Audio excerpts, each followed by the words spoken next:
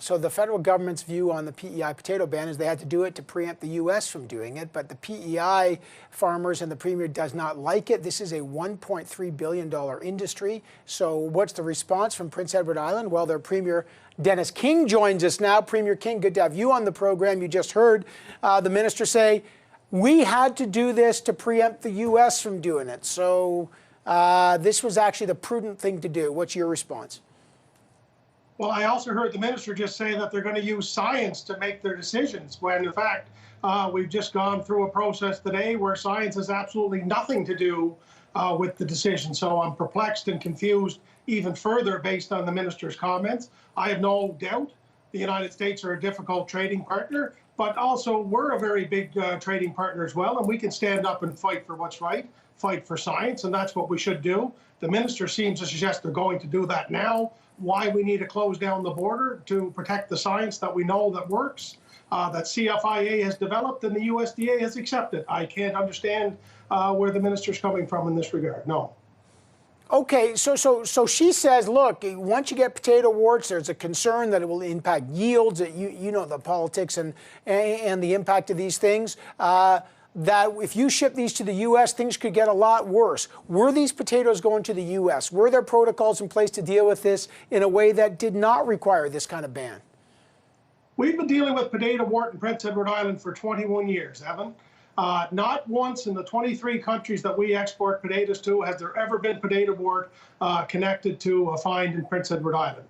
We have protocols that are in place, a potato wart management plan that is in place, that was developed with the CFIA, that is the accepted scientific protocol by the USDA, and that's exactly what it's for. In this particular case, there were 2 cases of wart found in 2 separate fields for processing potatoes that were already being regulated by CFIA. So by design, these potatoes were going to be processed in Prince Edward Island, never to leave Prince Edward Island. The program we have in place works. It is above and beyond what anybody else in the world does, and it should stand the test right now. And why it isn't, we can't understand what it is.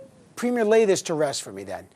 What we understand is that the Canadian Food Inspection Agency, the CFIA, says that the U.S. notified Canada in October that they will impose a federal order banning all imports of fresh potatoes from your island for an undetermined amount of time unless Canada voluntarily takes immediate action, so the federal government did.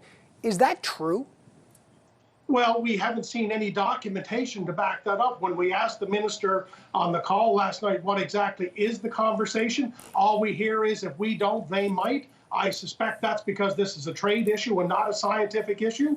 Science is on our side. The minister should stand up and say, you can't take this action because this is the accepted science that allows potatoes to flow both ways across the border. As I say, it doesn't add up to me. I don't know what's at play here, what other factors are in play. We can't quite figure out.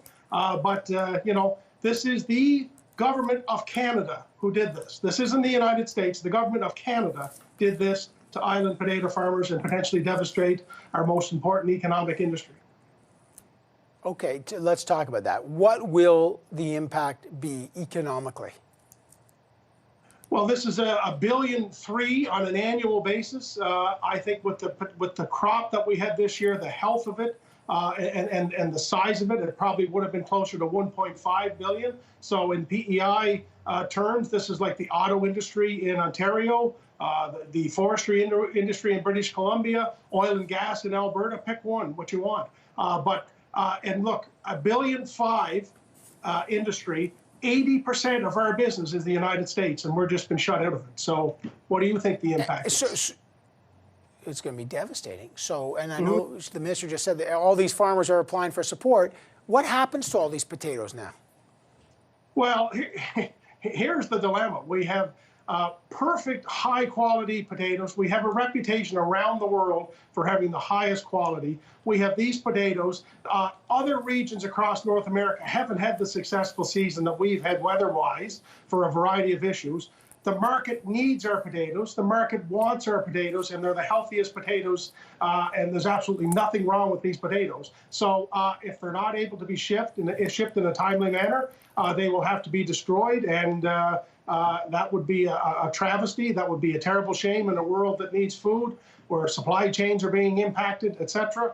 Why we would allow this to happen is beyond me. It's beyond comprehension for us here in PEI.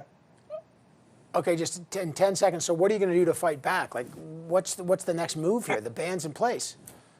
Well, I mean, we got to keep talking to our partners. We got to do maybe a little bit of a lobby in the U.S. so they can understand. And I think you're going to hear some lobby from the U.S. because partners down there need our potatoes and they want our potatoes. So we just have to keep hammering away here. All right, Premier of Prince Edward Island, Premier King, really devastating news for farmers there. Thank you, sir. I appreciate your time, and I know there's a big fight coming up ahead on that.